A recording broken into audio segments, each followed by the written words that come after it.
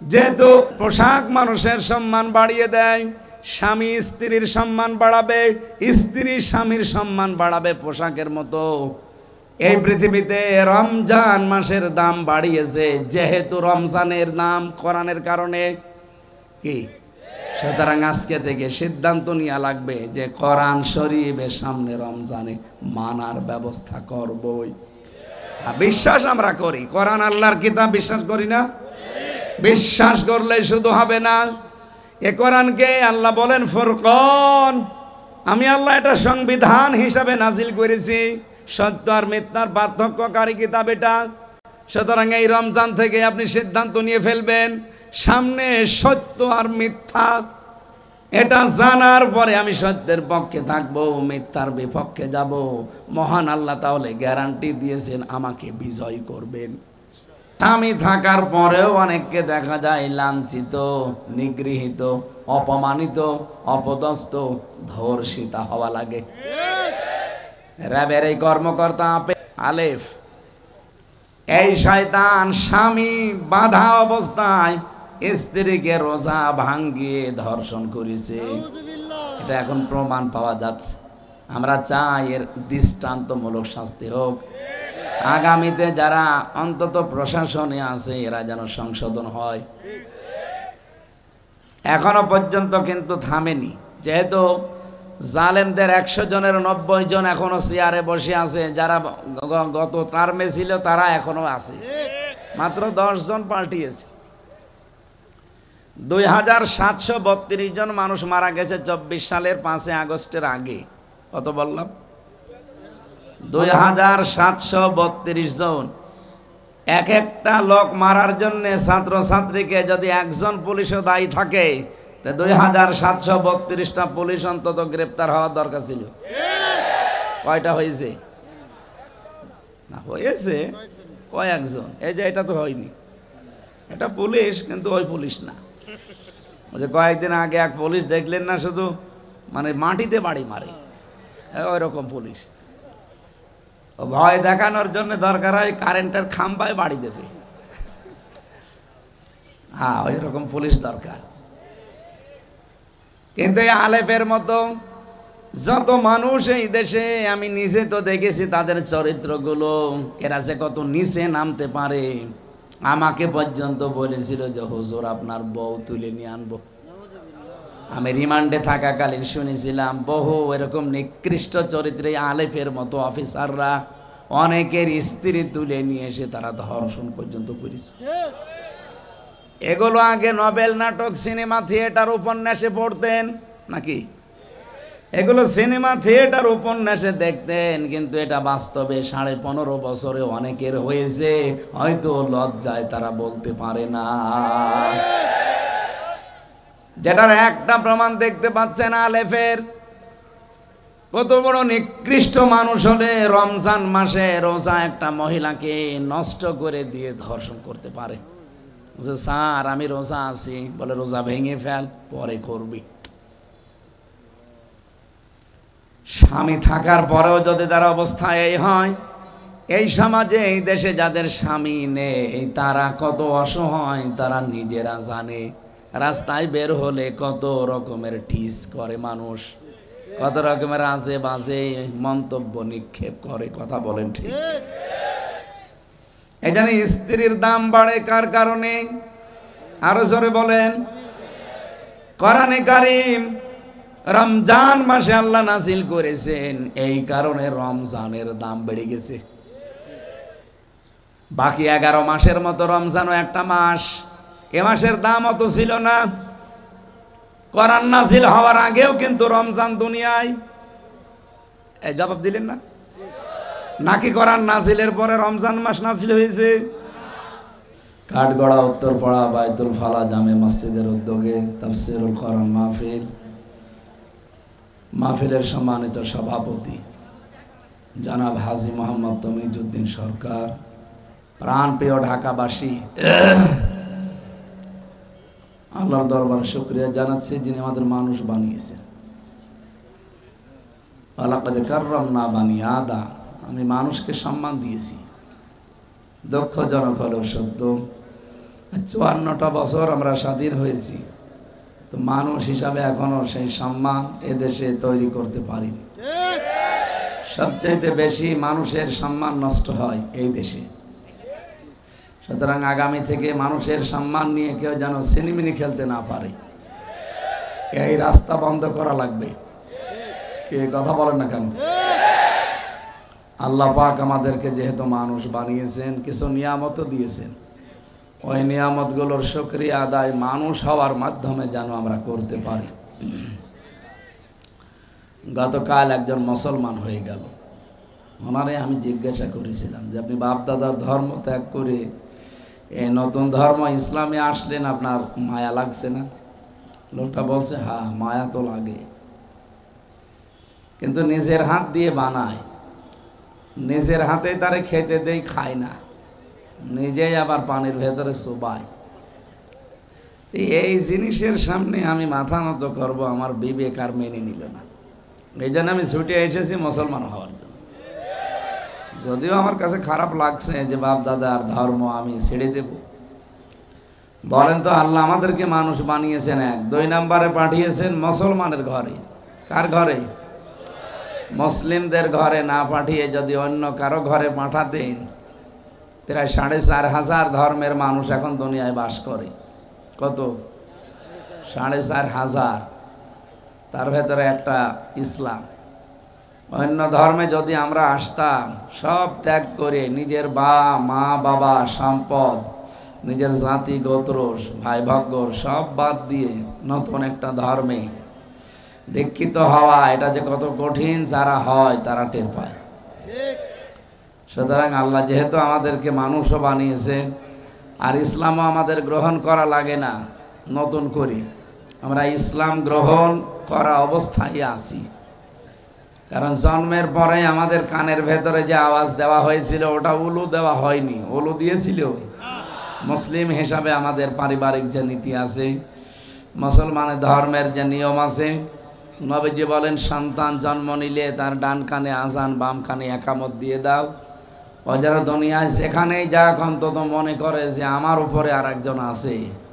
তিনি কে? আল্লাহু আকবার। এই জন্যই বলা হয় আল্লাহু আকবার। কানের ভেতরে 1 নম্বরে এটা দেওয়া হয়।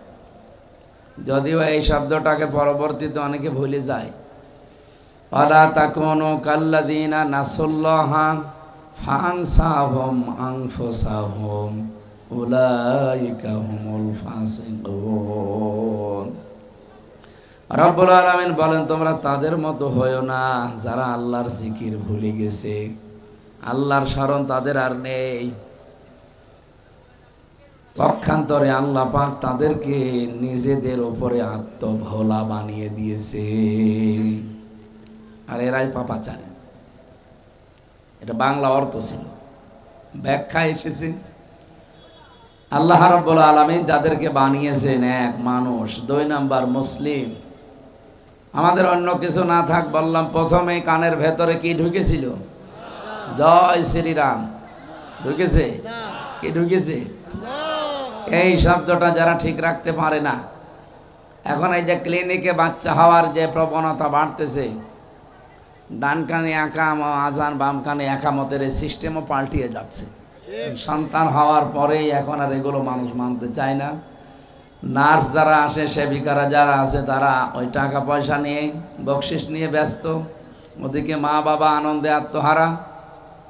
দাদা দাদি যারা আছে, তারা যে একটা আজান দেবে ওটাই আর মনে থাকে না। আমরা এরকম ফ্যামিলিকে আমরা বলি এটা মডার্ন। কি বলি? Modern family. এটা কি মডার্ন? আমাদের নবীজির চাইতে মডার্ন এই পৃথিবীতে কেউ আছে? সুতরাং ওনার দিয়া নিয়মটা ফলো করা দরকার।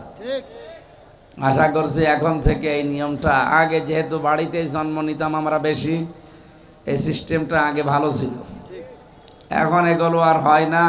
ব্যথা উঠলে আগে মানুষ আমরা হাসপাতালে, ক্লিনিকে যায়, ওখানে যে সিস্টেমটা থাকে না, এই কারণে মানুষের কানের ভেতরে আল্লাহু আকবারও যায় না। এটা ইহুদি আর খ্রিস্টানদের একটা চক্রান্ত, বিশেষ করে ইহুদিদের। আমি বাইরের দেশগুলোতে যাওয়ার পরে ইহুদিদের সাথে মিশেছিলাম। যে সমস্ত ইহুদির সাথে মিশেছি, ওই যে বাসে ট্রেনে বিভিন্ন রেস্তোরাঁয় বসে খেতে, তাদের চেহারা দেখলে মনে হবে যে আমার চাইতেও বড় আলেম, অথচ ইহুদি।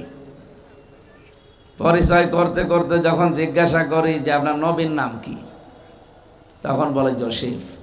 জোসেফ মানে মুসা আলাইহিস সালাম। ইহুদিরা কোন নবীকে মানে? মুসা। মুসার নাম ওরা মুসা বলতে চায় না, ওরা পাল্টিয়ে দিয়েছে, কি বলেন তো? জোসেফ। খ্রিস্টানদের ভেতরে যখন মিশেছিলাম, ওই সমস্ত মানুষগুলোকে জিজ্ঞাসা করে যে আপনাদের নবীর নাম কি, তখন বলে যিশু। কি বলে? যিশু মানে ঈসা আলাইহিস সালাম। ওরা সরাসরি ঈসা বলতে চায় না, বলে যে যিশু। অন্যান্য যাদের সাথে মিশলাম তারা ঠিক নবীর নাম পাল্টিয়ে বলে, যেহেতু আল্লাহ কোরআনে দিয়েছেন, কোরআনের কোন শব্দ তারা বলতে রাজি না। এই ইহুদি, খ্রিস্টান, বৌদ্ধ বলেন, মুশরিক বলেন, আরো যারা জাতি আছে, ওই সমস্ত জাতিদের কাছে তাদের ধর্মগুরু, আমরা যাদেরকে নবী বলি, এই সমস্ত কথাগুলো জিজ্ঞাসা করলে নাম বলে, কিন্তু পাল্টিয়ে বলে। এই যে নাম পরিবর্তন করার হিড়িক, এটা সর্বপ্রথম তৈরি করেছে কালচারটা ইহুদিরা। কারা? ইহুদি। সবাই বলেন ইহুদিরা। বাংলাদেশে আমরা এইটা পরিবর্তনের হিড়িক পেয়েছিলাম, যেখানে সেখানে নাম পাল্টিয়ে দেয়। ঠিক কি? এই জন্য দেশের জনগণ 32 নম্বরের নামও পাল্টিয়ে দিয়েছে। নাম এখন আর আছে যে খুঁজেও পাবেন না যে 32 কোথায়, 34 বানিয়ে ফেলেছে। এই জন্য আমরা নাম পরিবর্তনের হিড়িক যারা বানিয়েছেন, এটা ইহুদিদের, খ্রিস্টানদের স্বভাব। আপনি কি ইহুদি খ্রিস্টান নাকি? আগামী থেকে নাম পরিবর্তনের এই কালচার বাদ দেওয়া লাগবে। এমনকি অনেকের নামেরও পরিবর্তন করে ফেলে মানুষ। আব্দুল কুদ্দুস এই লোকটার নাম বলে কুদ্দুচ্চা। আরে শয়তান, কুদ্দুস কার নাম? আরো জোরে বলেন। আল্লাহর নাম কুদ্দুস, এই শব্দের অর্থ হচ্ছে পবিত্র। আপনি সেই পবিত্র নামকেই বাঁকা করে ডাকেন। আজকের তেলাওয়াতকৃত আয়াতে এমন কিছু কথা আছে, আমরা তাফসীর আকারে বলতে গেলে এরকম কিছু আসবে ইনশাআল্লাহ। আমি যে কথা বলতে চাই, আল্লাহ যেহেতু আমাদেরকে মানুষ এবং মুসলিম বানিয়ে কানের ভেতরে সর্বপ্রথম আল্লাহু আকবার শব্দটা শুনিয়েছেন, এরপরও যদি কেউ আল্লাহকে ভুলে যায়, আল্লাহ কিন্তু তাকে আত্মভোলা বানিয়ে দেবে। কি কথা বলছেন আমার?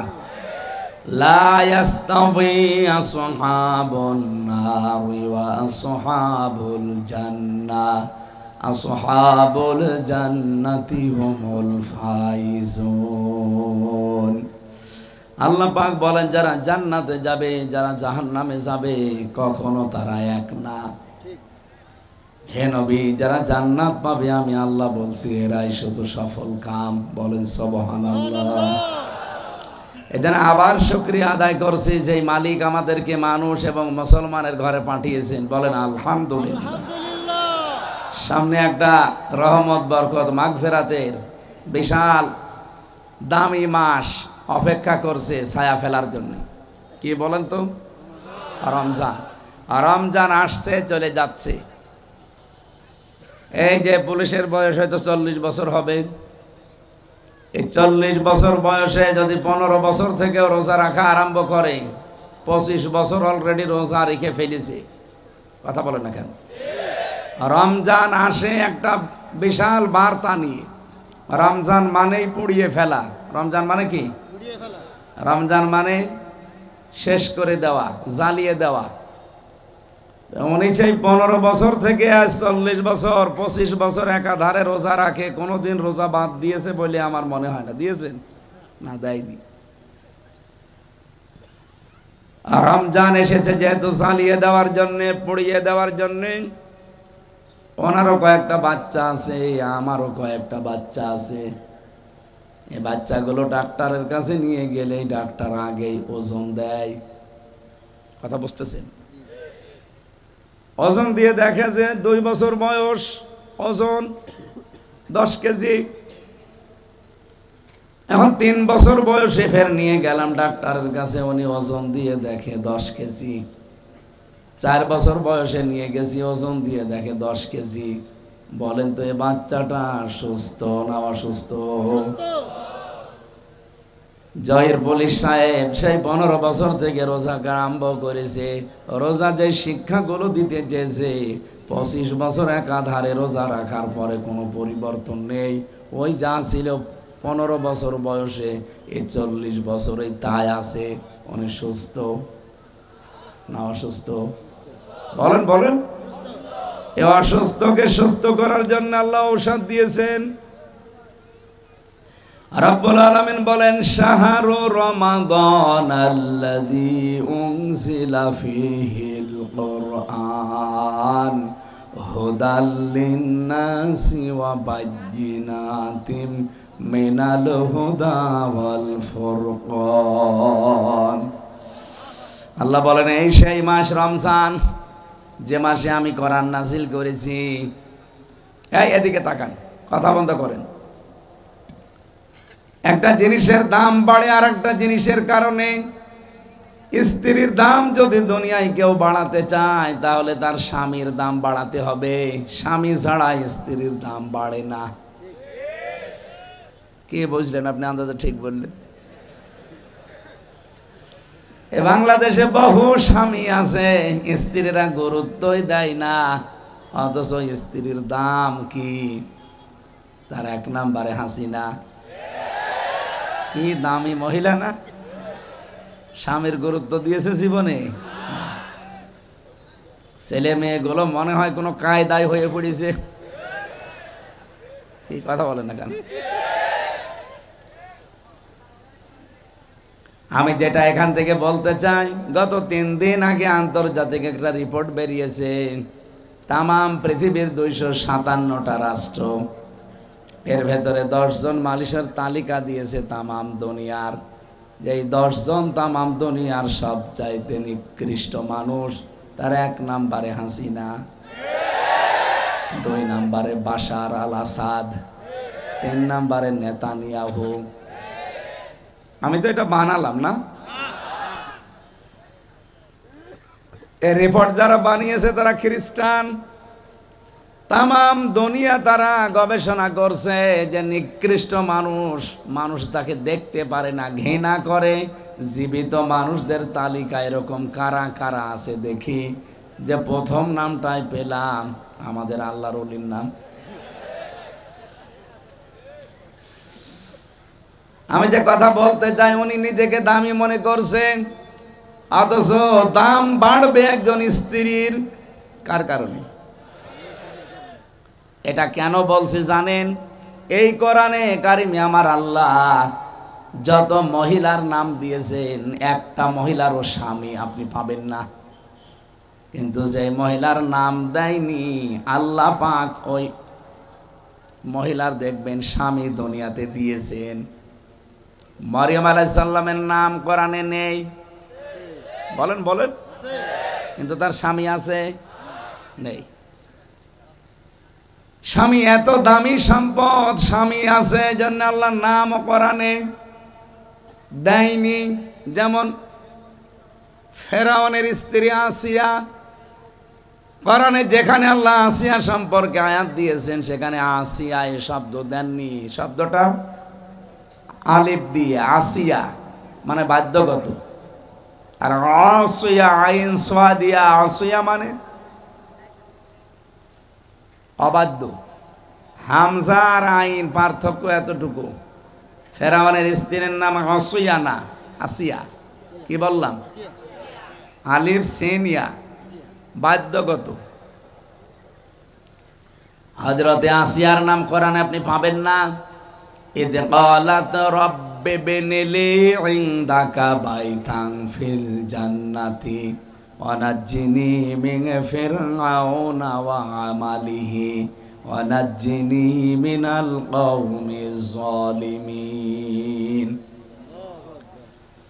সূরা তাহরিমের 12 নম্বর আয়াতের ভেতরে আল্লাহ জানিয়েছেন, এই যে আসিয়া, এর নাম কোরআনে দেয়নি আল্লাহ, ফেরাউনের স্ত্রী দিয়েছেন ইমরাআতা ফিরাউন, ফিরাউনের স্ত্রী। এই এদিকে তাকান, আল্লাহ কি আসিয়ার নাম জানতেন না? বলেন বলেন। মরিয়মের নাম জানতেন না? জানতেন, কোরআনে দিলেন। কোরআনে মরিয়মের কতবার নাম আল্লাহ নিয়েছেন, অথচ আসিয়ার নাম একবারও নিলেন না।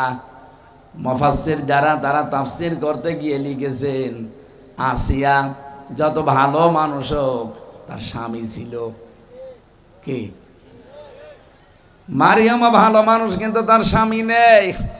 স্বামী না থাকলে একটা মানুষ যে কত অসহায় থাকে, এ সমাজে যারা বিধবা মহিলা তারা জানে। আমি নিচে নামলাম না তাই। স্বামী থাকার পরেও অনেককে দেখা যায় লাঞ্ছিত, নিগৃহীত, অপমানিত, অপদস্থ, ধর্ষিতা হওয়া লাগে। র্যাবের এই কর্মকর্তা আপেল, কি নাম? আলেফ। আমি আপেল বলি ফেললাম। এই শয়তান স্বামী বাধা অবস্থায় স্ত্রীকে রোজা ভাঙ্গিয়ে ধর্ষণ করেছে। এটা এখন প্রমাণ পাওয়া যাচ্ছে। আমরা চাই এর দৃষ্টান্তমূলক শাস্তি হোক। আগামীতে যারা অন্তত প্রশাসনে আছে এরা যেন সংশোধন হয়। এখনো পর্যন্ত কিন্তু থামেনি, যেহেতু জালেমদের 100 জনের 90 জন এখনো চেয়ারে বসে আছে। যারা গত টার্মে ছিল তারা এখনো আছে, মাত্র 10 জন পাল্টিয়েছে। 2732 জন মানুষ মারা গেছে 24 সালের 5 আগস্টের আগে। কত বললাম? 2732 জন। এক একটা লোক মারার জন্য ছাত্রছাত্রীকে যদি একজন পুলিশও দায়ী থাকে, 2732টা পুলিশ অন্তত গ্রেপ্তার হওয়ার দরকার ছিল। কয়টা হয়েছে? না হয়েছে কয়েকজন। এই যে এটা তো হয়নি, এটা পুলিশ কিন্তু ওই পুলিশ না। ওই যে কয়েকদিন আগে এক পুলিশ দেখলেন না, শুধু মানে মাটিতে বাড়ি মারে, ওই রকম পুলিশ। ভয় দেখানোর জন্য দরকার হয় কারেন্টের খাম্বায় বাড়ি দেবে। হ্যাঁ, ওই রকম পুলিশ দরকার। কিন্তু এই আলেফের মতো যত মানুষ এই দেশে, আমি নিজে তো দেখেছি তাদের চরিত্রগুলো, এরা যে কত নিচে নামতে পারে। আমাকে পর্যন্ত বলেছিল যে হুজুর আপনার বউ তুলে নিয়ে আনবো। আমি রিমান্ডে থাকাকালীন শুনেছিলাম বহু এরকম নিকৃষ্ট চরিত্রে আলেফের মতো অফিসাররা অনেকের স্ত্রী তুলে নিয়ে এসে তারা ধর্ষণ পর্যন্ত করেছে। এগুলো আগে নোবেল নাটক, সিনেমা, থিয়েটার, উপন্যাসে পড়তেন নাকি? এগুলো সিনেমা, থিয়েটার, উপন্যাসে দেখতেন, কিন্তু এটা বাস্তবে 15.5 বছরে অনেকের হয়েছে। হয়তো লজ্জায় তারা বলতে পারে না। যেটার একটা প্রমাণ দেখতে পাচ্ছেন আলেফের। কত বড় নিকৃষ্ট মানুষ হলে রমজান মাসে রোজা একটা মহিলাকে নষ্ট করে দিয়ে ধর্ষণ করতে পারে। যে স্যার আমি রোজা আছি, বলে রোজা ভেঙে ফেল, পরে করবি। স্বামী থাকার পরেও যদি তার অবস্থা এই হয়, এই সমাজে, এই দেশে যাদের স্বামী নেই তারা কত অসহায় তারা নিজেরা জানে। রাস্তায় বের হলে কত রকমের টিস করে মানুষ, কত রকমের আজে বাজে মন্তব্য নিক্ষেপ করে। কথা বলেন ঠিক? এই জন্য স্ত্রীর দাম বাড়ে কার কারণে? আরো জোরে বলেন। কোরআনে কারীম রমজান মাসে আল্লাহ নাযিল করেছেন, এই কারণে রমজানের দাম বেড়ে গেছে। বাকি 11 মাসের মতো রমজানও একটা মাস, এ মাসের দাম অত ছিল না। কোরআন নাযিল হওয়ার আগেও কিন্তু রমজান দুনিয়ায়, এই জবাব দিলেন না নাকি? কোরআন নাযিলের পরে রমজান মাস নাযিল হয়েছে? রব্বুল আলামিন বলেন, এই যে রমজান মাস আসার আগেও যে, কোরআন নাযিল হওয়ার আগেও যে রমজান ছিল, এ কথা কি আপনি কি বিশ্বাস করেন? তো আমি মনে হয় কথা বোঝাতে পারলাম না। এইদিকে তাকান। কোরআন নাযিল হওয়ার কারণে যেহেতু রমজানের দাম বেড়ে গেছে, কোরআন নাযিল হওয়ার আগে রমজান মাস দুনিয়ায় ছিল, তখন এত দাম ছিল? বলেন ছিল। যে তার প্রমাণ কি? কোরআনে কারিমে সূরা তাওবা, ইন্না ইদ্দাতাশ শুহুরি ইনদাল্লাহি সিনা আশারা শাহরান ফি কিতাবিল্লাহ।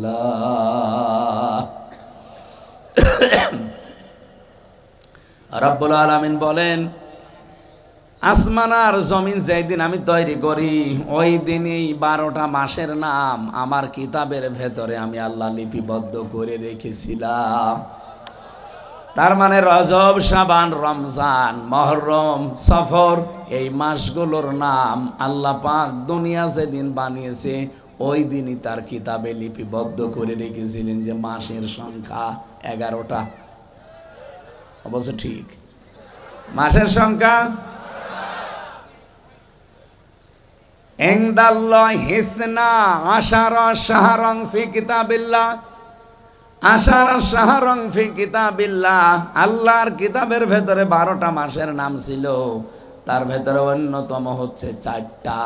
কয়টা? আরো জোরে বলেন। মিনহা আরবাআতুন হুরুম, এর ভেতরে অন্যতম কয়টা? রব্বুল আলামিন বলেন, ফালা তুকাতিলুহুম, ওই জামানায় এই 4টা মাসে যদিও কাফের মুশরিক তারা, এই মানুষগুলো যদিও বেঈমান, ঈমান নেই, এই কাফেরেরা এই 4টা মাসকে কিন্তু সম্মান দিয়ে চলতো। মুহররম, এরপরে রজব, শাবান আর রমজান।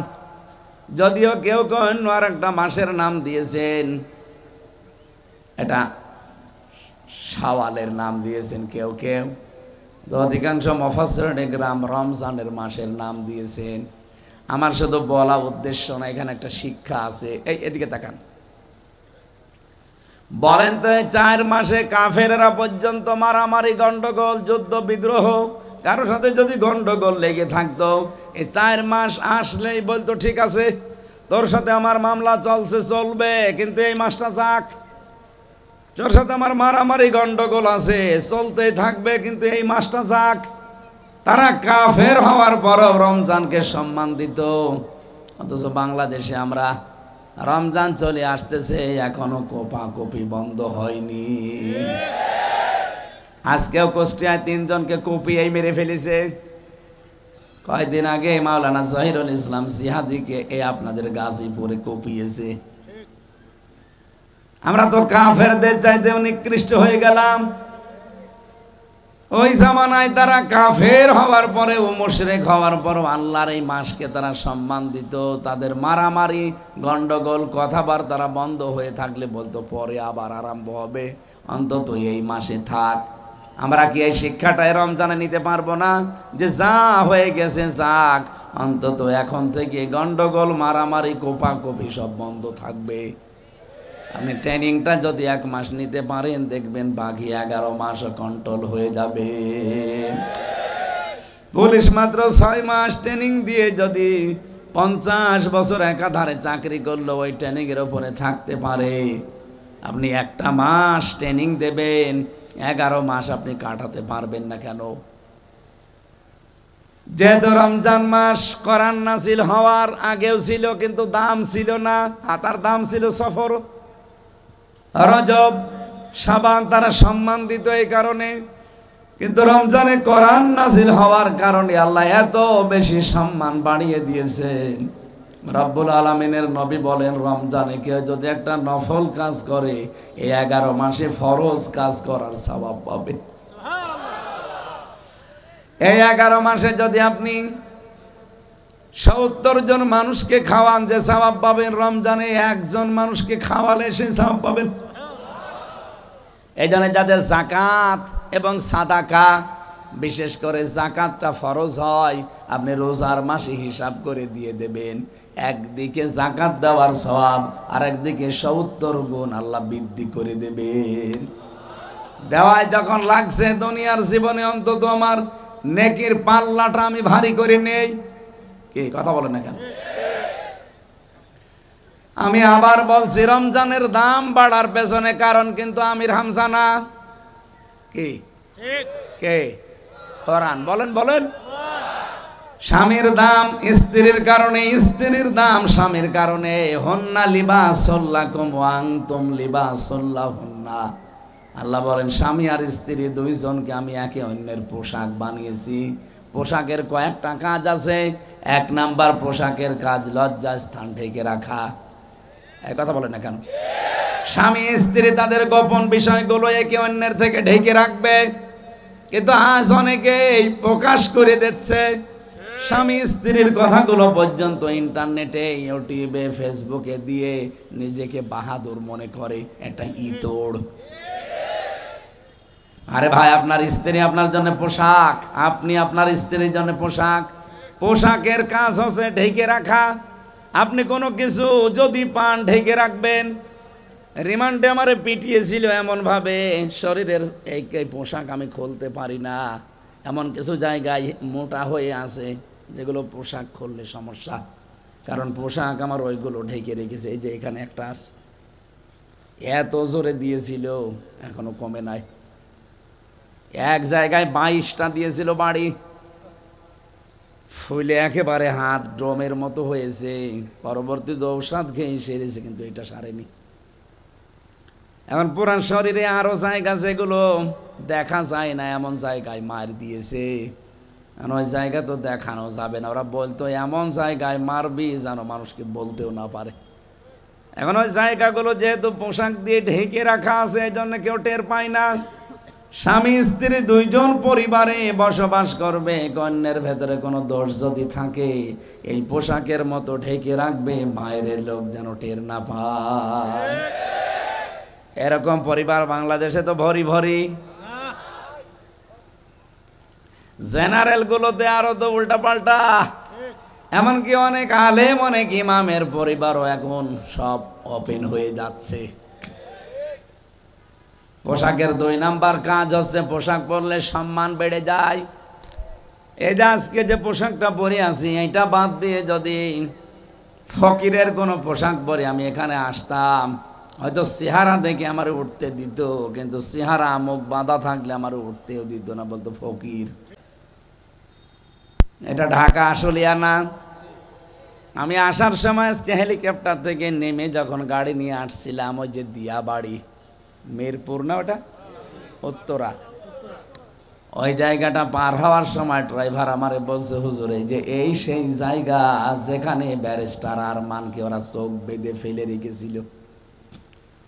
8 বছর ওরা আয়না ঘরে রেখে এদেশটা স্বাধীন যেদিন হয়েছে ওই দিন রাতে তারা এখানে রাত 3টার দিকে ফেলে গিয়েছিল। জায়গাটা দেখলাম, অনেকক্ষণ দাঁড়িয়েছিলাম। আমি যেটা বলতে চাচ্ছি এখান থেকে, ওই অবস্থায় মানে কিন্তু ছেঁড়া গামছা দিয়ে ওনার চোখ বাঁধা ছিল, গায়ে একটা ছেঁড়া গেঞ্জি ছিল, লঙ্গি তাও তালি মারা ছেঁড়া, কারণ 8টা বছর উনি আয়না ঘরে পড়েছিল। এই অবস্থায় তারে এই মাইক্রো থেকে লাথি দিয়ে ফেলে দিয়েছিল। ওখান থেকে কষ্ট করে এক ইমাম সাহেবের কাছে গিয়ে মসজিদে যেহেতু আজান হচ্ছিল, এগুলো সব কয়েকদিন আগে উনি টক শোতে বলছিলেন, আর অজর নয় অনেক কাঁদছিলেন।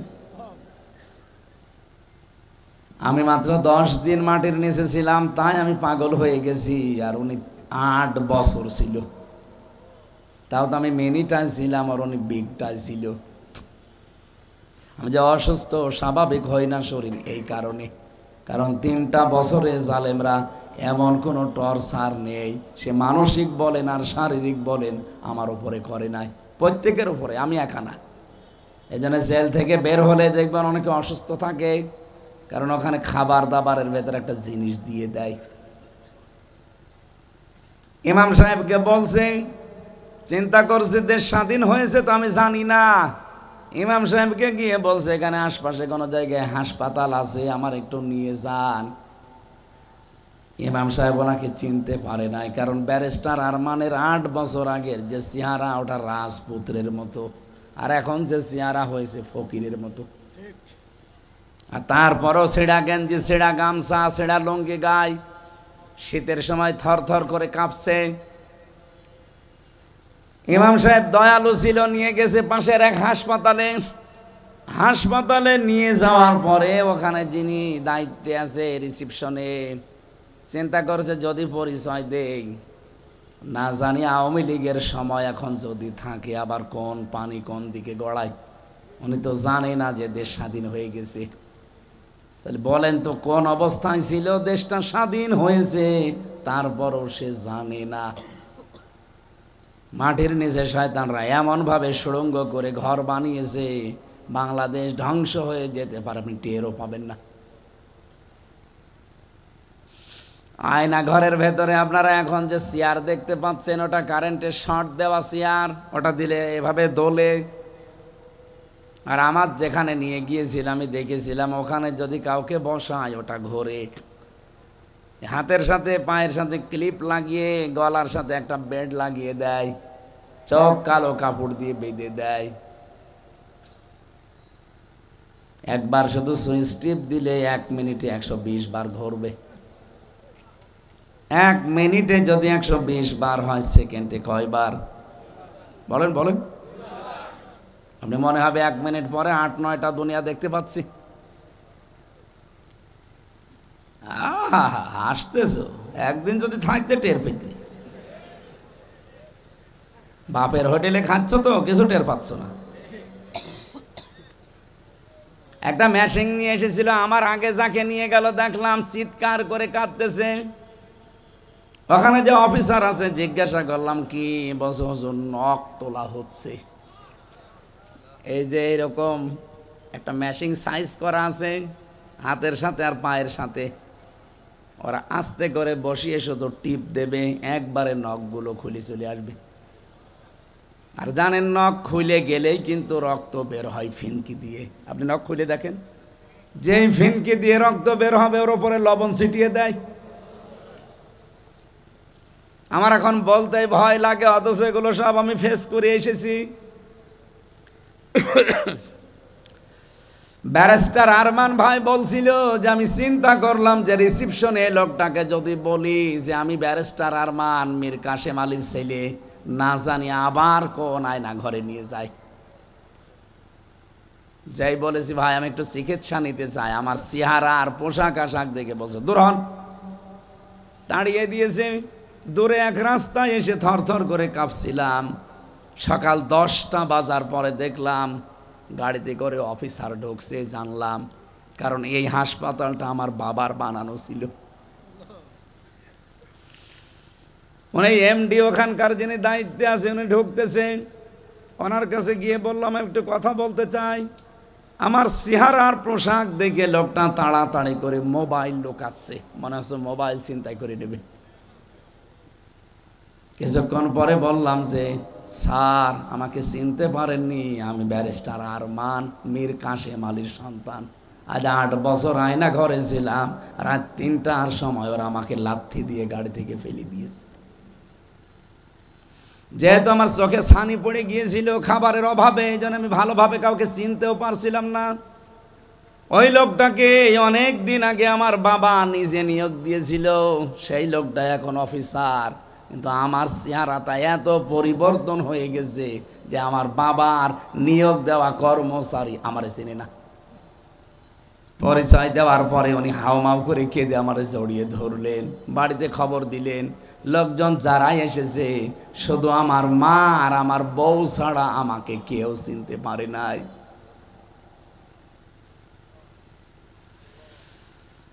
ও ঢাকাবাসী, কি বলতে চাই আপনি হয়তো বুঝে ফেলেছেন।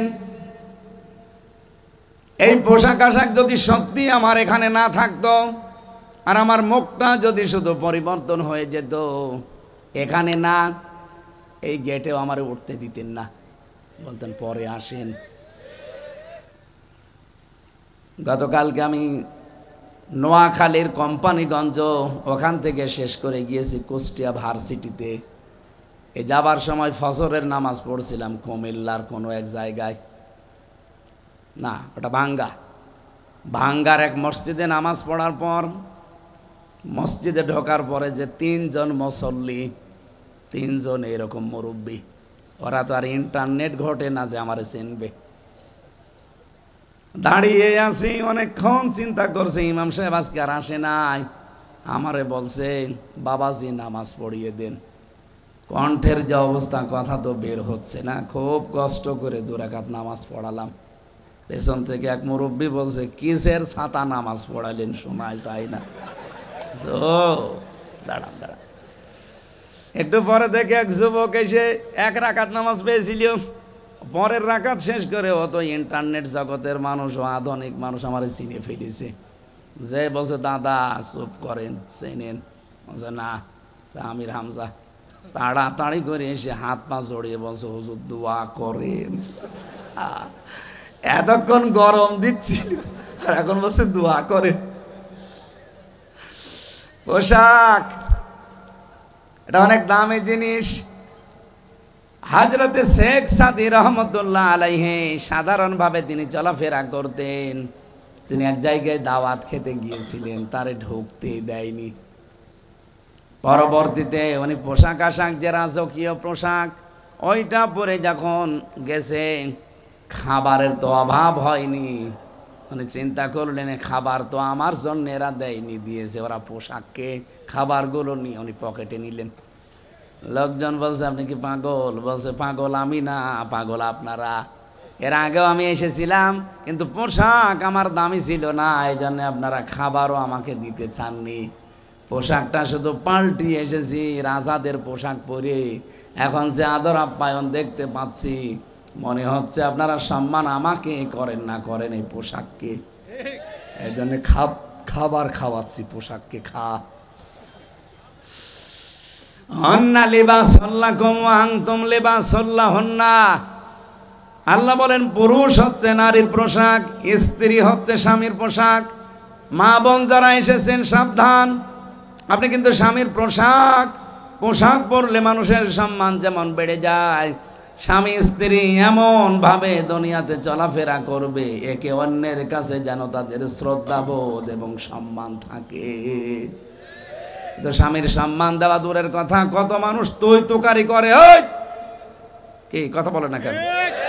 এগুলো তো শহরে আরো বেশি। স্বামীর নাম ধরে পর্যন্ত ডাকে, সোহাগ, ও সোহাগ, মনে হচ্ছে ছোট ছেলে। না, স্বামীর নাম ধরে আপনার ডাকা যায় হারাম না, জায়েজ আছে, কিন্তু সম্মানের সাথে ডাকা লাগবে। তাকে আমার আল্লাহ আপনার অভিভাবক বানিয়েছে।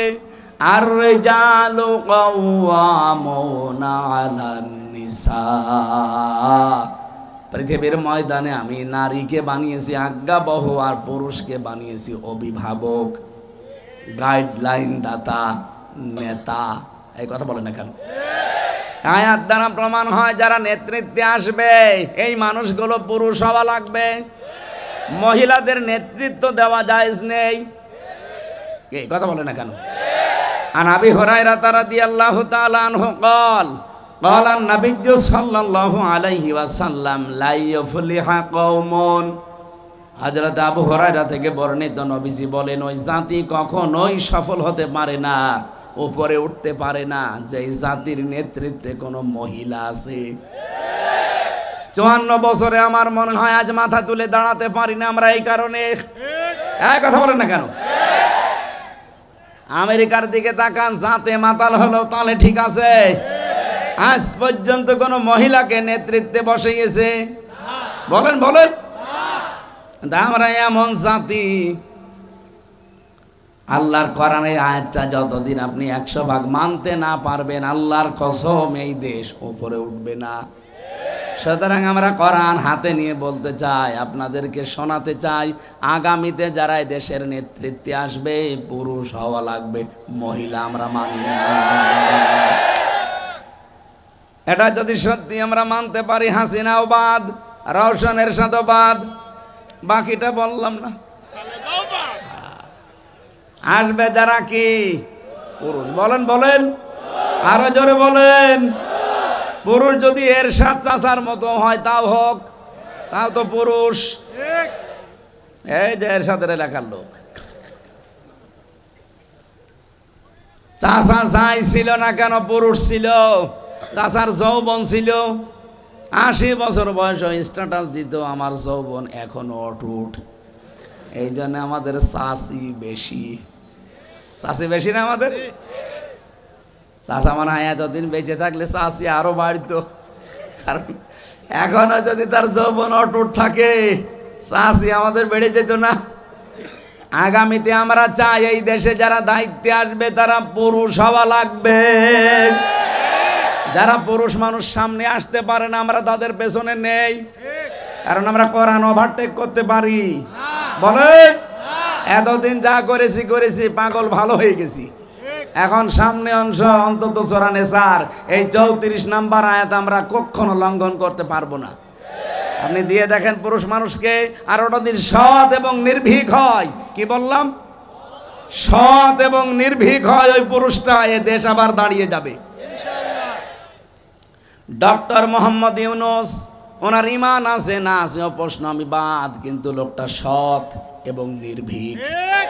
আপনি দেখেছেন কাউকে পরোয়া করে? ভারতের মতো এত বড় রাষ্ট্রকে এমন এমন জায়গায় কুলুপ এঁটে দিয়েছে। খালি একবার বলেছিল 7 সিস্টার থাকবে না, থেমে গিয়েছে। ওই বিষয় কিন্তু আর ষড়যন্ত্র হয়নি। হ্যাঁ, অন্য লাইনে গিয়েছে। কি গিয়েছিল 3-4 দিন আগে, আপনারা জানেন। কিছুদিন আগে ঠিক এই দেশকে আবার অস্থিতিশীল করার জন্যে উনি একেবারে সরাসরি চলে গেছে দাদা মোদি ট্রাম্পের কাছে। ওলট পালট কিছু মিথ্যা সিদ্ধা বলে বোঝাবে যে বাংলাদেশে জঙ্গি বেড়ে যাচ্ছে, অথচ এই দেশে যে জঙ্গি নেই তার প্রমাণ আজ 7 মাস। এই 7 মাসে কোনো জঙ্গি ধরা পড়েছে? কোনো জঙ্গির নাটক পড়বে কি করে? কারণ যে নাটক লিখতো সেই তো পালিয়েছে, আর যাদেরকে দিয়ে এগুলো করাইতো তারাও পালিয়েছে। এই কাউন্টার টেররিজমের আসাদুজ্জামান, মনিরুল, এগুলো সব নাটক করতো, নাটক লিখে দেখতো ওনাদের মা। যেহেতু 7 মাস আর নাটক কেউ লেখেও না, নাটকের মঞ্চায়ন হয় না, এই জন্য এদেশে জঙ্গি আর নেই। কে বলেছে দেশে জঙ্গি আছে? আন্দাজে এরকম একটা ভালো মানুষকে বাড়ি থেকে তুলে নিয়ে যাবে, ওই মাটির নিচে 2 মাস 5 মাস রেখে দেবে। 5 মাসে ওর চুল কাটবে না, দাড়ি কাটবে না, নখ কাটবে না। এমন এমন অবস্থা হবে 5 মাস পরে বেরিয়ে বলবে যে এই দেশ জঙ্গি ধরা পড়েছে, অথচ কিছুই না। ওরা নিজেরাই আমার কাছে বলেছে, আমি নিজে বলছি। এই যে কোরআন আমার সামনে, ওরা নিজেরাই আমার সাথে বলতো। আমি নিজে জেলখানায় গিয়েও দেখেছি, জঙ্গি বলে একজনকে পেয়েছিলাম। ওনারে বললাম যে ভাই, মানুষে যে বলে আপনি আল্লাহর দলের সভাপতি, আপনার সেক্রেটারিকে? বলছে আমার ছেলে। আপনি সভাপতি আর আপনার ছেলে সেক্রেটারি, আর বাংলাদেশে আর কেউ আপনার নেই? বলছে না, আমরা 2 বাপ বেটাই, আমি সভাপতি, ছেলে সেক্রেটারি। হচ্ছে আল্লাহর দলের প্রধান আব্দুল মতিন। আপনি যান গাজীপুর না, এটা আসলিয়া গাজীপুরের কাশিমপুর কারাগারে 4 নম্বরে আছে, ওটা হিমেল বিল্ডিংয়ে থাকে। আমি থাকতাম সামনেরটায়, উনি আমার সামনের বিল্ডিংয়ে। মাঝে মাঝে মানুষ বলতো উনি 17 বছর ছেলে আছে, উনি আল্লাহর দলের প্রধান সভাপতি। একদিন দেখা করতে গিয়ে দেখলাম যে বলছে আমার ছেলে সেক্রেটারি আর আমি সভাপতি। এই শেষ, দুনিয়া আর কেউ আমাদের নেই। এইগুলো সব ওরা টাকা পয়সা খরচ করে করে বানিয়ে এ দেশটা যেন বাইরের মোড়লদের কাছে একটা জঙ্গি রাষ্ট্র হিসাবে পরিগণিত হয়, এটা করতো। আর এইটার জন্যই কোনো হালে যখন পানি নেয়নি, তখন মোদি গেছে এই কয়েকদিন আগে ট্রাম্পের কাছে, যে দেশ সম্পর্কে কিছু মিথ্যা তথ্য দেবে। যে ট্রাম্পও সাথে মাতাল হলো, তাহলে ঠিক আছে। ও সাপ বলে দিয়েছে বাংলাদেশ আর হাসিনা ওটা আপনার ব্যাপার, আমার কাছে ওর বিষয়ে কথা বলবেন না। গরম ভাতে বিড়াল বেজার না, বেজার হয়ে গেছে। কেন হয়েছে জানেন? ট্রাম্প কিন্তু সহজে কথা বলতো না যে হাসিনা আর বাংলাদেশ নিয়ে কথা বলবেন না, কারণ যেই দিন মোদি গেছে ট্রাম্পের কাছে, ঠিক ওই দিন আন্তর্জাতিক মিডিয়াগুলো নিয়ে ডক্টর মোহাম্মদ ইউনূস গেছে আয়না ঘরে, আর ওই দিনই জাতিসংঘ রিপোর্ট দিয়েছে যে বাংলাদেশে যা হয়েছে 24 সালে এগুলো সব মানবতা বিরোধী অপরাধ। আর আয়না ঘর এটা তো আরো বেশি, কারণ এটা মুরগির খোপের মতো। মানুষ এত কঠিন হতে পারে, এত হৃদয় কড়া হতে পারে মানুষের, এত পাথরের মতো শক্ত হতে পারে মানুষের হৃদয় ক্ষমতার জন্যে, এটা আপনি নিজে না দেখলে বুঝবেন না। ঢাকাবাসী আমি যে কথা তুলেছিলাম, যেহেতু পোশাক মানুষের সম্মান বাড়িয়ে দেয়, স্বামী স্ত্রীর সম্মান বাড়াবে, স্ত্রী স্বামীর সম্মান বাড়াবে পোশাকের মতো, এই পৃথিবীতে রমজান মাসের দাম বাড়িয়েছে। যেহেতু রমজানের নাম কোরআনের কারণে কি, সুতরাং আজকে থেকে সিদ্ধান্ত নেওয়া লাগবে যে কোরআন শরীফের সামনে রমজানে মানার ব্যবস্থা করবই। বিশ্বাস আমরা করি, কোরআন আল্লাহর কিতাব, বিশ্বাস করি না? বিশ্বাস করলে শুধু হবে না, এ কোরআনকে আল্লাহ বলেন ফুরকান, আমি আল্লাহ এটা সংবিধান হিসাবে নাজিল করেছি, সত্য আর মিথ্যার পার্থক্যকারী কিতাব এটা। সুতরাং এই রমজান থেকে আপনি সিদ্ধান্ত নিয়ে ফেলবেন, সামনে সত্য আর মিথ্যা, এটা জানার পরে আমি সত্যের পক্ষে থাকবো, মিথ্যার বিপক্ষে যাব। মহান আল্লাহ তাহলে গ্যারান্টি দিয়েছেন আমাকে বিজয় করবেন। এই যে আজকের তেলাওয়াত কিন্তু আয়াত সূরা মায়েদার 54 নম্বর আয়াতে আল্লাহ ওইটাই জানিয়েছেন, ইয়া আইয়ুহাল্লাযীনা আমানু মাইয়ারতাদ্দা মিনকুম আন দীনিহি। এই এদিকে তাকান, যারা ইমানের দাবি করো, তোমাদের ভেতরে কেউ যদি আমি আল্লাহর দিন থেকে ফিরে যায়, এর ইরতাদ্দা বাবে ইরতেদাদ বাবে ইফতেআল থেকে এসেছে। ইরতেদাদ শব্দের বাংলা অর্থ হচ্ছে হক থেকে বাতিলের দিকে ফিরে যাওয়া, যেটা আসে আসল ওই তাকে পাল্টিয়ে ফেলা। আমি যেহেতু নাম পরিবর্তনের হিড়িক তৈরি করার কথা বলেছিলাম না, যে আন্তর্জাতিক বিমানবন্দরের নামও পরিবর্তন করে এখন যারা পাল্টিয়ে দিয়েছেন তারা এই আয়াতের শামিল। আপনি নাম পরিবর্তন করে কেন দিতে চান? যে যেই নামে আছে ওইটা পরিবর্তন করে দিলেই কি জনগণের মন থেকে তুলে দিতে পারবেন? বলেন। এখন প্রশ্ন আসতে পারে, তাহলে আপনারা মসজিদ এর ছবিগুলো মূর্তিগুলো ভেঙে পরিবর্তন করে দিতে চান? মসজিদের মূর্তি ভেঙে পরিবর্তন করা না, আমরা চাই আল্লাহর বিধান কায়েম করতে। এটা তো আল্লাহর বিধানের পুরোপুরি বিরুদ্ধে। আল্লাহ বলেন অজেতানিবুজ জোর, তোমরা মিথ্যা সাক্ষী এবং মূর্তি পূজা থেকে বেশি থাকবা। অথচ কালচারই তৈরি করে দিয়েছিলেন, সব জায়গায় বাবার মূর্তি, নাম দিতেন ভাস্কর্য। কিসের ভাস্কর্য? সূরা সাবার ভেতরে আছে ভাস্কর্য আর মূর্তি জিনিস একই, কারণ এক এক দেশে এক এক নামে ডাকা হয়। শয়তান কোনো দিন এসে আপনাকে বলবে না হামজা এই যে মূর্তি পূজা কর, বলবে না। কিন্তু মূর্তি পূজা করলে যে গুনাহ হয়, এমন গুনাহ আপনাকে দিয়ে করাবে। এই কথা বলে না কেন? আমি যেটা এই আয়াত থেকে পেয়েছি, আজ এই বাংলাদেশে যারা আল্লাহর দিন থেকে ফিরে চলে যেতে চাচ্ছেন, আগস্টের 5 তারিখের পরে আমরা দেখতে পাচ্ছি অনেকেই আল্লাহর দিন থেকে মুখ ফিরিয়ে নিচ্ছে। আগে কিন্তু বিভিন্ন কায়দায় আল্লাহর নাম বলতো, আল্লাহকে ডাকতো, কিন্তু এখন আস্তে আস্তে মুখ ফিরিয়ে নিচ্ছে। এখানে দুইটা কারণ হতে পারে। এক নম্বরে ও মনে করছে যে আমি যদি মুখ ফিরিয়ে নেই, আমার সাথে দেখা দেখি আমার দলের লোক মুখ ফিরিয়ে নেবে, তাহলে এই দেশে আর ইসলাম কায়েম হবে না। আরে ভাই, ইসলাম কায়েমের দায়িত্ব কি হামজার? বলেন। আর ইসলামের মালিক কি হামজা? না। এটা প্রথম অর্থ। তারা এই মনে করতে পারে যে আমরা যদি ফিরে যাই দিন থেকে, আল্লাহর বিধান থেকে মুখ ফিরিয়ে নেই, তাহলে এই দেশে আর আল্লাহর বিধান কায়েম হবে না।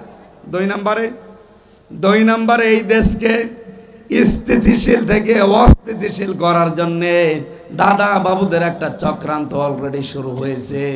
এই জন্যে রাখাল রাহাকে দিয়ে আল্লাহর নবীকে একটা গালি দিয়েছে। এটা নিয়ে যেন আমরা বিশৃঙ্খলা করি, বাংলাদেশকে যেন অশান্ত তৈরি করে ফেলি, ডক্টর ইউনূস যেন কন্ট্রোলের বাইরে চলে যায়, তখন ঠিক আপা চট করে এসে বলবে আমি ছিলাম, আমি আছি। চক্রান্ত দুইটাই হতে পারে, একটাতেও পা দেওয়া যাবে না। হ্যাঁ, আমরা চাই প্রতিবাদ, যেভাবে প্রতিবাদ করা দরকার ওইভাবে আইন হাতে তুলে না নিয়ে। যিনি আমার রাসূলকে গালি দিয়েছে উনি মানবতার শত্রু, কারণ আমার রাসূল ছিলেন মানবতার বন্ধু। মানবতার বলেন যারা রাসূলুল্লাহকে গালি দেয়, রাসূল যা দিয়েছেন আপনি ঋণী হয়ে আছেন, তার ঋণ শোধ করার কোনো কায়দা কৌশল কোনো কাজ নেই আপনার, শুধু তাকে গালি দিয়ে ছোট করতে চান। আপনার উদ্দেশ্য শুধু ছোট করা না, এই দেশকে মুসলমানদেরকে উস্কিয়ে দিচ্ছেন যেন বিশৃঙ্খলা তৈরি হয়ে যায়। আজকে একজন ধরা পড়েছে, মোটর সাইকেলে যারা হেলমেট নিয়ে আসে না তাদেরকে ধরে কোপ দেয়, এত বড় একটা চুরি। পুলিশ ধরেছে, যারে তারে কোপ দেয় না, দেখে ও লোকটা প্রথমে থামায়, জিজ্ঞাসা করে নাম কি, যদি মুসলমানের নাম বলে ছেড়ে দেয়, হিন্দুর নাম বললেই কোপ দেয়। এটা সূক্ষ্ম একটা ষড়যন্ত্র কিছু আবার আরম্ভ হয়েছে। হাসিনা বসে নেই, ও যাওয়ার পরে শুরু করেছে, প্রায় 27টা বিশৃঙ্খলা তৈরি করার চেষ্টা করেছিল এই 7 মাসে, একটাও ধোপে টেকে নাই, হালে পানি নেয়নি। এখন আবার এটা আরম্ভ করেছে। যারা এগুলো করছে এদের কিন্তু জাতি চেনে এবং জেনে ফেলেছে। কারো উস্কানিতে পা দেবেন না ভাই। হ্যাঁ, প্রতিবাদ জানান, যেভাবে প্রতিবাদ জানানো দরকার। আমরা সর্বোচ্চ ফাঁসি চাই তার, যারা রাসূলুল্লাহকে গালি দিলে, রাখাল রাহার, এই কথা বলেন না কেন? এবং আইনও যেন পাশ করা হয় খুব তাড়াতাড়ি। বাংলাদেশে আল্লাহ এবং রাসূল এবং আলেম ওলামাদেরকে নিয়ে যারা কটূক্তি করবে তাদের ফাঁসি দেওয়া লাগবে। তাদের ফাঁসি আপনারা চান না? বিশেষ করে রাসূলুল্লাহর ব্যাপারে কোনো ছাড় নেই। এজন্য আমরা চাই এই লোকটাকে ফাঁসি দিয়ে দৃষ্টান্ত স্থাপন করেন। মানুষের ভেতরে যে জ্বালা, এই জ্বালাটা যেন একটু মেটে, নাইতে কখন আবার কে মেটে দেবে, তখন আবার সমস্যা করবেন যে এই দেশে এই যে মাথা ছাড়া দিচ্ছে উগ্রবাদীরা। আমরা শান্ত এবং ধৈর্যের পরীক্ষা দিচ্ছি। আপনি আল্লাহর দিন থেকে ফেরানোর জন্য দেখেন আজ বাংলাদেশে কত পীর, এই সমস্ত পীরগুলো ভণ্ডের নাম নিয়ে তারা মানুষদেরকে আল্লাহর বিধান থেকে দূরে সরানোর জন্য পায়তারা করছে। কি আপনি দেখেন সুন্নির নাম নিয়ে, কিসের সুন্নি? এরা আহলে বেদাত। ইসলামের ভেতরে নতুন নতুন বেদাত আবিষ্কার করে মানুষদেরকে আল্লাহর আসল দিন থেকে নকল দিনের দিকে নিয়ে যায়। আল্লাহ বলেন যারা দিন থেকে এভাবে চলে যায়, ফিরে যায়, কি হবে জানো? ফাসাউ ফায়াতিল্লাহ, অতি শীঘ্রই আমি আল্লাহ, অতি শীঘ্রই আমি আল্লাহ। বলেন অতি শীঘ্রই। আমি এটা বানাচ্ছি, সূরা মায়েদার 54 নম্বর আয়াত। অতি শীঘ্রই আমি আল্লাহ বিকৌমিন, এমন একটা দল তোমাদের উপরে, এমন একটা জাতি আমি এনে দেব, ইউহিব্বুহুম ওয়া ইউহিব্বুনাহু, যাদেরকে আমি আল্লাহ নিজে ভালোবাসি এবং তারাও আমাকে ভালোবাসে। সুতরাং বাংলাদেশে যে আরম্ভ হয়েছে ধর্মীয় কায়দায় এবং রাজনৈতিক কায়দায় দিন থেকে ফিরে যাওয়ার হিড়িক তৈরি হয়েছে অনেকের। কি কথা বলছেন আমার? না নাম ধরা লাগবে? অনেকে ফিরে যাচ্ছে, মনে হচ্ছে যে দেশের দিন মনে হয় আর কায়েম হবে না। আপনি ফিরে গেলে আপনার মতো লক্ষ লক্ষ হারুন রেডি হয়ে আছে। কথা বলেন। আপনার বউ পাপিয়া ফিরে গেলে আপনার মতো বহু পাপি রেডি হয়ে আছে। আলমিয়া আমি হামজা যদি আল্লাহকে না ডাকি, আমার মতো আল্লাহর বান্দা হামজা এ পৃথিবীতে কোটি কোটি আছে, আল্লাহর কোনো সমস্যা নেই। কথা বলে না কেন?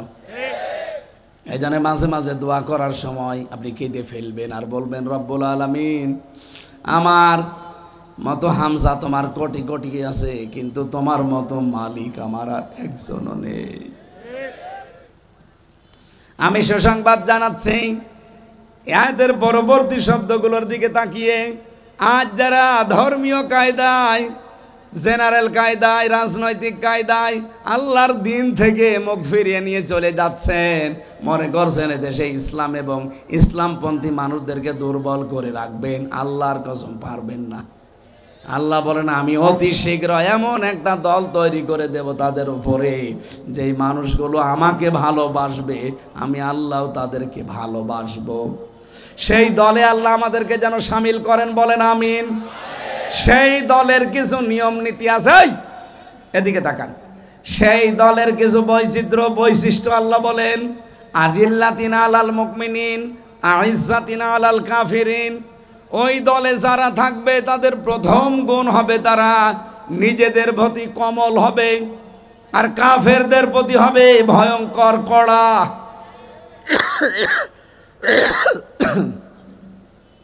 বাংলাদেশে প্রায় 72টার উপরে এখন দল আছে। কয়টা? আপনি শুধু একটা দলকে দেখতে পাবেন যারা নিজেদের প্রতি রহম দিল আর কাফেরদের প্রতি ভয়ঙ্কর। এখনো যদি না বোঝার ভান করে থাকেন, এদিকে আসেন, আসেন। আপনি কি কোরআনের আয়াতের সাথে বাংলাদেশ মিলান? আজ কারা এই দেশে নিজেদের ভেতরে রহম দিল? কোথায় বাড়ি চট্টগ্রাম, কোথায় বাড়ি ঢাকা, কিন্তু দিনের কারণে একে অন্যের সাথে, নিজের আপন ভাইয়ের সাথে সম্পর্ক বেশি, কিন্তু নিজের আপন ভাই দিন থেকে ফিরে গেছে, ওকে জানের শত্রু মনে করে। কারণ আইজ্জাতিনা আলাল কাফিরিন, কাফেরদের প্রতি তারা কড়া, কঠিন। আমার তো মনে হয় এটা বাংলাদেশে অনেকের সাথে মিলে যাচ্ছে। আল্লাহ যেন ওই দলের ভেতরে আমাদেরকে শামিল করেন। আমিন। ইউজাহিদুনা ফি সাবিলিল্লাহ, তারা জিহাদ করবে আল্লাহর জন্য, সংগ্রাম চালাবে। ইয়াখাফুনা লাউমাতা লাইম, কিন্তু কোনো তিরস্কারকারীর তিরস্কার তারা ধার ধারবে না। আজ বাংলাদেশে যারা একামতে দিনের দায়িত্ব পালন করে, আপনি তাকান তাদের দিকে, কত তিরস্কার তাদের নামে, কত বদনাম তাদের নামে, কিছু মনেই করে না, সব পেছনে ফেলে গিয়ে চলে যাচ্ছে। কোন দোষ দেবেন তাদেরকে? যত দোষ দিয়েছেন একটাও ধপে টেকে নাই, সামনে টিকবেও না। গতকালকে যে দিবসটা গেল, এই দিবসে আপনি ইতিহাসগুলো পড়ে দেখেন, ভাষা সৈনিক হিসাবে যে কয়েকজনের নাম আমি পেয়েছি ইতিহাস পড়ে, গোলাম আজমের নাম পেয়েছি, অথচ তাকে স্বীকৃতি দেওয়া হয় না, উল্টা পাল্টা নাম দিয়ে তারে ছোট করা হয়। আপনি কি করেছেন ভাষার জন্যে? সেই লোকটার জীবনের দিকে তাকান, ইতিহাসের দিকে তাকান, আপনার তো কোনো অবদান নেই, আন্দাজে খালি ফুল দিতে যান।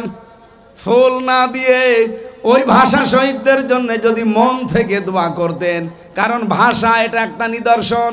এটা সূরা রুমের ভেতরে আছে, আমিন আয়াতিহি খালকুস সামাওয়াতি ওয়াল আরদ ইখতিলাফু আলসিনাতিকুম ওয়া আলওয়ানিকুম। এই নেই পৃথিবীতে আসমান জমিন, এটা আমার নিদর্শন। আরও নিদর্শন হচ্ছে তোমাদের ভেতরে যে ভাষা ভাষা কথা বলো, এই ভাষাগুলো আল্লাহর নিদর্শন। আর তোমাদের আকৃতি প্রকৃতি বর্ণনা, বর্ণ বৈচিত্র্য, এটাও আল্লাহর নিদর্শন। বাংলাদেশে যদি আফ্রিকার মানুষগুলো এসে বাস করে, আমার মনে হয় অনেকে তার চেহারা দেখে খাওয়া দাওয়া বন্ধ করে দেবে। এই কথা বলে না কেন? আমি মাঝে মাঝে হজে যাই, উমরাতে যাই, দেখে আফ্রিকার মানুষগুলোর সাথে তাওয়াফ করার সময় দেখা হয় যে মানুষ এত কালো হতে পারে, হাড়ির তলা তো কি কালো, তার চাইতেও কালো। বলেন তো, এরকম একটা মানুষের পরে চেহারার যা বর্ণনা, ঠোঁট ঝুলে যায়, আর চেহারা তো সেই রকম কালো, চুলগুলো একটু ঢাকায় থাকে মেয়েদের, পুরুষ মানুষের তো ঢাকা নেই, কোকড়ানো কোকড়ানো চুল। চেহারা দেখলে আমার মনে হয় আল্লাহ ওর বউ থাকে কি করি। এই হচ্ছে চেহারা। আল্লাহ বলেন চেহারাটা আমি আল্লাহর একটা নিদর্শন। এক এক জায়গার জন্য এক এক রকম চেহারা আমি তৈরি করে দিয়েছি। আপনি চীন দেশে যাবেন, আমাদের দেশের মতো না, ও দেশের মানুষের সব নাক বোসা আর বাটা বাটা। এই কথা বলেন না কেন? এই যে তাহলে আলসিনাতিকুম, লেসানের বহুবচন আলসেনা, লাউনের বহুবচন আলওয়ান। আল্লাহ বলেন আমি বর্ণ, রং, ভাষা এগুলো আমার সৃষ্টি। সুতরাং পাকিস্তান ওই সময় আমাদের ভাষা, মাতৃভাষা, মায়ের ভাষা কেড়ে নিয়েছিল, একটা জুলুম করেছিল। এই জুলুমের বিরুদ্ধে, এই বৈষম্যের বিরুদ্ধে যারা প্রতিবাদ জানিয়ে জীবন দিয়েছে তারা শহীদ। এক কথা বলেন না কেন? সেই ভাষার সৈনিক হিসাবে গোলাম আজমের নাম পাবেন ইতিহাসে, অথচ এই জালেমরা, মুনাফিকরা তার নামটা পর্যন্ত সম্মানের সাথে নিতে চায় না, তার উল্টা পাল্টা নাম দিয়ে দাবিয়ে রাখতে চায় জাতির কাছে। দাবিয়ে রাখতে পেরেছেন? যেই নামে গালি দিতে ওই নামটায় জম হয়ে দাঁড়িয়েছে রাজাকার। এক কথা বলেন না কেন? সে কি করেছে আমি ওইটা জানি না, কিন্তু ভাষার সৈনিক হিসাবে তার যে অবদান, আপনি এটা অস্বীকার করলে সত্যকে অস্বীকার করা হবে। সুতরাং এই যে 21শে ফেব্রুয়ারি এ দিবস পালন না করে আমার মনে হয় শহীদদের জন্য সারা বাংলাদেশে তাহাজ্জুদের নামাজ পড়ে সবাই একযোগে দোয়া করা দরকার, যে আমাদের আল্লাহর নিদর্শন মাতৃভাষা আমাদের জন্য এনে দিয়েছে। ওরা যদি জীবন ওই সময় না দিত, এখনো পর্যন্ত বৈষম্যের শিকার হয়েই আপনাকে কথা বলা লাগতো রাষ্ট্রীয় ভাষায়, কি নাম, হিন্দি, উর্দুতে। আমি যে কথাটা এখানে নিয়ে এসেছিলাম, দিনের কাজ করতে গিয়ে, আল্লাহর কোনো নিদর্শন সামনে রাখতে গিয়ে, ভাষাটা কার নিদর্শন? আল্লাহর নিদর্শন সামনে রাখতে গিয়ে, আল্লাহর আইনের পক্ষে কাজ করতে গিয়ে কোনো তিরস্কারকারীর তিরস্কার তারা কানে নেয় না। যালিকা ফাদলুল্লাহ, আল্লাহ বলেন এটা আল্লাহর অনুগ্রহ। ইউতিহি মাইয়াশা, যাকে তাকে আল্লাহ দেয় না, যাকে ভালোবাসে তাকে দেয়। সুতরাং আমরা যারা মুখ ফিরিয়ে নিচ্ছি বিভিন্ন দিনের নাম নিয়ে, বিভিন্ন পীরের নাম নিয়ে, বিভিন্ন রাজনৈতিক দলের নাম নিয়ে, আল্লাহর কোনো ক্ষতি করতে পারবেন না অতি শীঘ্র। এই জন্য ফাসাফা দিয়েছেন, সিন সাফা কদ লাম, এরকম 13টা শব্দ আছে। কোনো সেন্টেন্সের আগে আসলে অর্থ হয় অতি তাড়াতাড়ি। আল্লাহ বলেন আমি অতি তাড়াতাড়ি এমন একটা দল জাতি তোমাদের ওপরে এনে দেব যারা আমাকে ভালোবাসবে, আমি নিজেও তাদেরকে ভালোবাসবো। সেই রকম দলে আমরা শামিল হতে চাই না। তাদের তো গুণাগুণ আপনি শুনলেন, এই কয়টা গুণ তাদের হবে। কাতাবাল্লাহু লা আগলিবান্না আনা ওয়া রুসুলি, আল্লাহ পাক বলেন অবশ্যই আমি আল্লাহ এবং আমার রসুল মাস্ট বি সর্বশেষে বিজয়ী হব। সুতরাং এদেশের বিজয় অপেক্ষা করছে আল্লাহর দ্বীনের জন্য। এটা আমরা চোখের সামনে দেখতে চাই না। এই বিষয় নিয়ে আমি একটা বই অলরেডি লিখেছি। সামনে বিজয় পাবে কারা?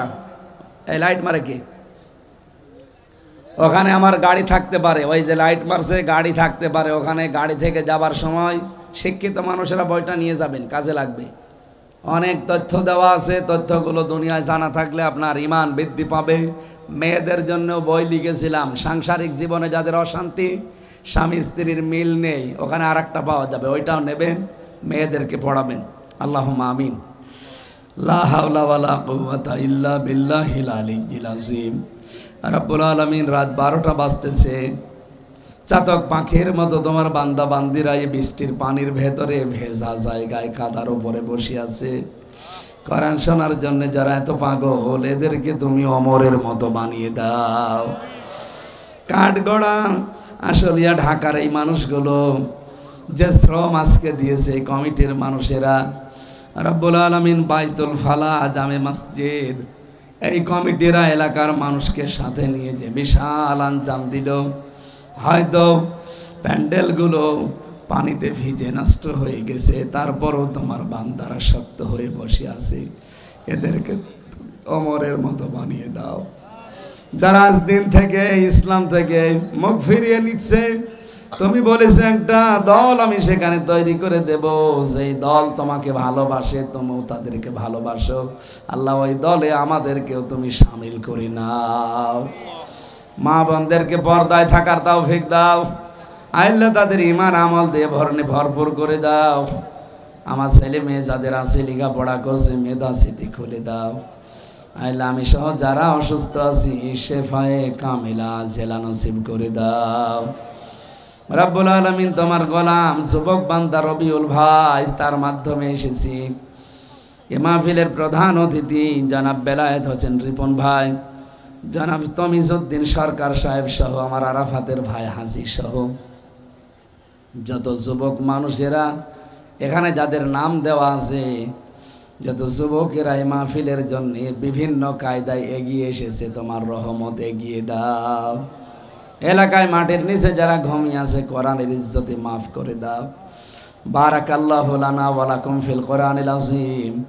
আল্লাহ 3টা বছর তুমি দেখতে পেয়েছো কি জুলুম আমার উপরে গেছে। আমি অসুস্থ হয়ে গেছি, আমাকে তুমি আবার আগের অবস্থায় ফিরিয়ে দাও। মরণ আসলেই যেন বলতে পারি লা ইলাহা ইল্লাল্লাহু মুহাম্মাদুর রাসূলুল্লাহ।